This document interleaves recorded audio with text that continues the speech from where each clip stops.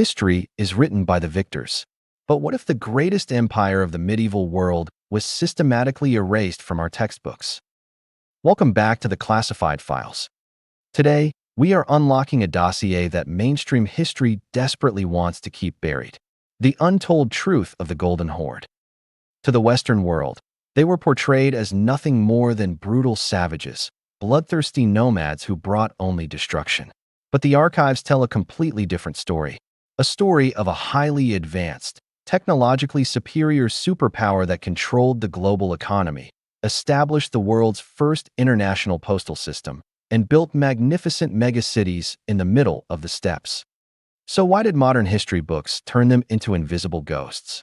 What are they hiding? Let's look at the facts. While Europe was drowning in the Dark Ages, plagued by filth and disease, the cities of the Golden Horde, like Sarai, had running water, advanced sewage systems, heating, and public baths. They were melting pots of science, culture, and global trade. But the most terrifying secret lies in how this empire truly operated. It wasn't just physical warfare. It was the birth of advanced psychological operations. They mastered the art of fear, manipulation, and shadow governance long before the CIA or modern intelligence agencies ever existed. And then, suddenly, this massive superpower vanished. Its grand cities were turned to dust, and its true legacy was rewritten. Who gave the order to wipe the Golden Horde from historical memory? And what secrets are still buried beneath the soil of the Eurasian steppes? To understand how this phantom empire was erased, we must look back at its very beginning, and a dark, historical crime that changed everything. The story of the Golden Horde starts with Juchi Khan, the eldest son of Genghis Khan. Juchi was a military genius, a fierce commander who conquered the vast western lands. But behind the glory lay a terrifying rift between father and son. As Juchi's power grew in the Eurasian steppes, rumors began to circulate in the imperial court. Some said Juchi was planning to betray his father. Others claimed he wanted to form his own separate empire, turning his back on the great Mongol nation. The tension reached a boiling point when Juchi suddenly refused to attend a royal council called by Genghis Khan, claiming he was gravely ill. But Genghis Khan didn't believe him. Imperial spies reported that Juchi wasn't sick at all. Instead, he was spotted hunting wild horses in the steppes. To the great Khan, this was ultimate defiance. This was treason. Shortly after, in the winter of 1227, Juchi Khan was found dead in the middle of the wilderness. He was only 40 years old.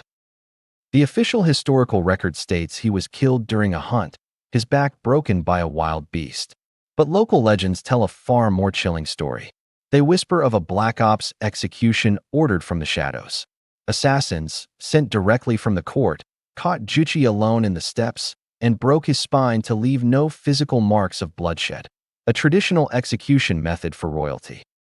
Centuries later, Soviet archaeologists decided to unlock Juchi's tomb in Kazakhstan. What they found inside shocked the scientific community. The skeleton in the tomb was missing its right hand. Even more terrifying, the skull inside belonged to a completely different person. Did Juchi Khan survive the assassination and flee into hiding? Or did his killers hide his true remains to prevent his grave from becoming a symbol of rebellion? The assassination of Juchi Khan wasn't just a family tragedy.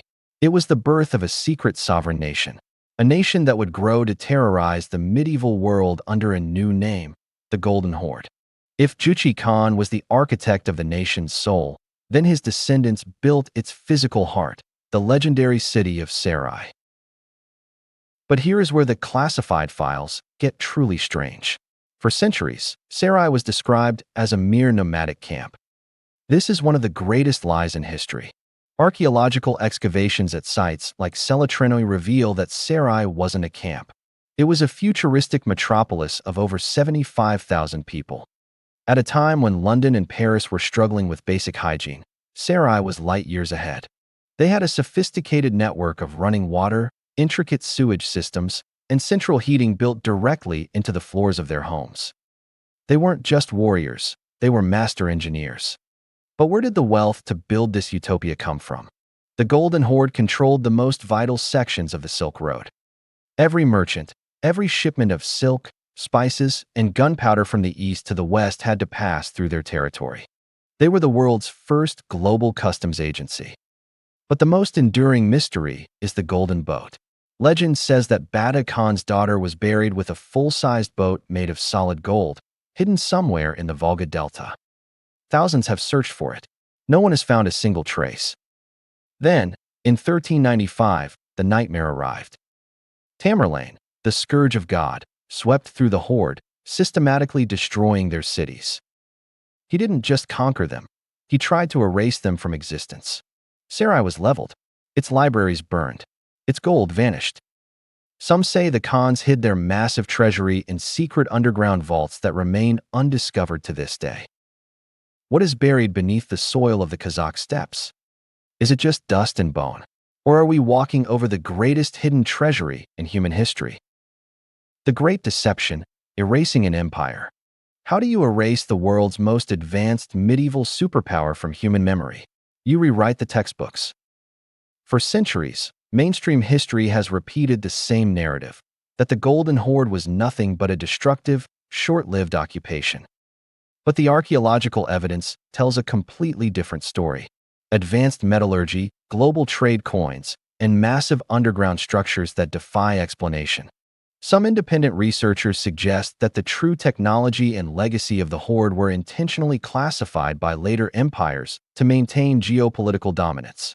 Are the ruins of Sarai hiding secrets that could change everything we know about the medieval world? The files remain open, but the truth is buried deep beneath the Eurasian steppes. Thank you for watching the Classified Files. Don't forget to like, subscribe, and turn on notifications as we continue to uncover Earth's greatest mysteries. Until next time, stay vigilant.